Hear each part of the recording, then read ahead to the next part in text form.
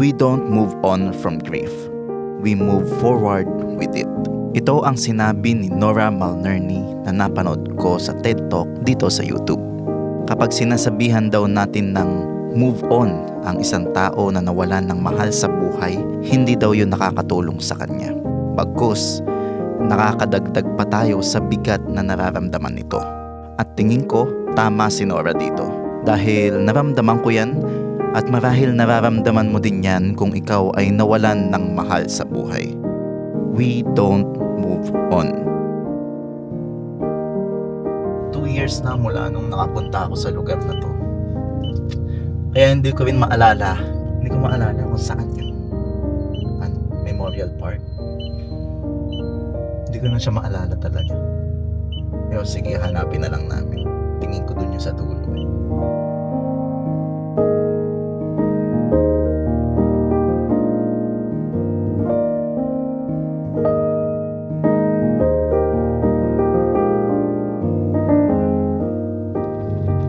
Wow. Nag-bring back lahat ng memories Wow. Pero saan yun? Alam ko dun sa may... Dito na yata yan. Alam ko dito tayo nag-park na rin. Tapos... Dito tayo mag-park. Dati hindi ko maintindihan kung bakit may mga tao na dumadalaw sa puntod ng kanilang mga mahal sa buhay. Dahil din siguro sa paniniwalang nakaukit sa akin. At dahil din siguro hindi ko pa nararanasan at nararamdaman ang kagaya ng sa kanila. Pero ngayon, after 2 years na mailibing si Mama, unang beses na pinuntahan ko ang puntod niya, naintindihan ko kung bakit maraming mga tao ang dumadalaw sa lugar na ito. Because we don't move on. Paano ka nga naman mag-move on kung ang nawala ay napakahalagang parte ng iyong buhay at ng iyong pamilya? Paano ka mag-move on kung dahil sa kanyang pagkawala ay maraming nagbago? Mga bagay na hindi na kayang ibalik at hindi na maibabalik pa. Kundi, ang baon mo na lamang ay mga alaala ng nakaraan na pilit mo na lang inaalala sa iyong puso at isip.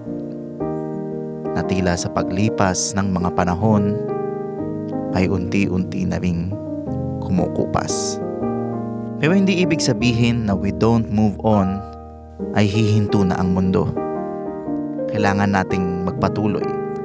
We have to move forward with it.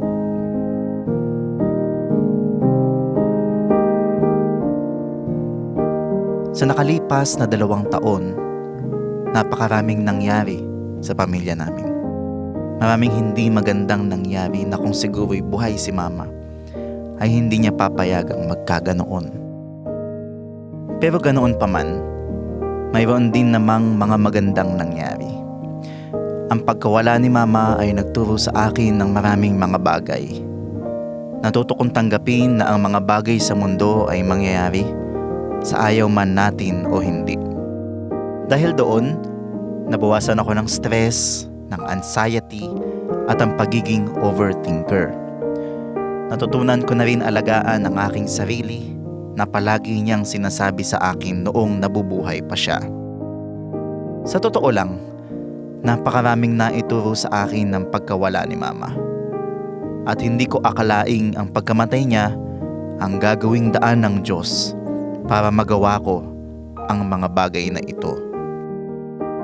Si Papa, na higit na naapektuhan ng pagkawala ni Mama, I really hope na okay na siya ngayon. Marami rin siyang pinagdaanan na hindi ko alam. Pero masaya ako na nakahanap siya ng bagong kasama sa buhay. I am praying na sana ay maging masaya sila at magsama ng matagal hanggang sa kanilang pagtanda. Sa aking 2 kapatid, si Kuya Ron, alam kong naapektuhan rin siya sa mga nangyari pagkatapos na mamatay si Mama. Alam ko rin na nahihirapan siya sa mga problema niya sa buhay at iba pang mga bagay. Pero I really hope and pray na sana bigyan siya ng peace of mind at maging mapayapa ang kanyang buhay at ng kanyang pamilya. At sa aming bunso, si Ryan, na pinaka naapektuhan sa pagkawala ni Mama. Hindi man siya magsalita, alam naming mabigat ang pinagdaanan niya dahil siya ang pinakamalapit kay Mama. Kung ako ay hindi makamove on, alam kong lalo na siya. Sa mga bigat ng mga napagdaanan niya sa mga nakalipas na panahon, I hope and pray na sana malagpasan niya ang lahat ng ito at tulungan siya ng Diyos na magawa ang lahat ng iyon. Kapag ang ilaw ng tahanan ang nawala, tila napupundiri ng ilaw ng pagmamahalan. Pero sana, kahit wala na ang Mama, patuloy pa ring magliwanag ang pagpapatawad, pag-uunawaan at pagmamahalan sa ating puso at isipan na kanyang ibinilin sa atin hanggang sa kanyang kamatayan. At sana ito ang hindi natin makalimutan, kasama ng mga alaalang kanyang iniwan. Hanggang sa muli, Mama Linda.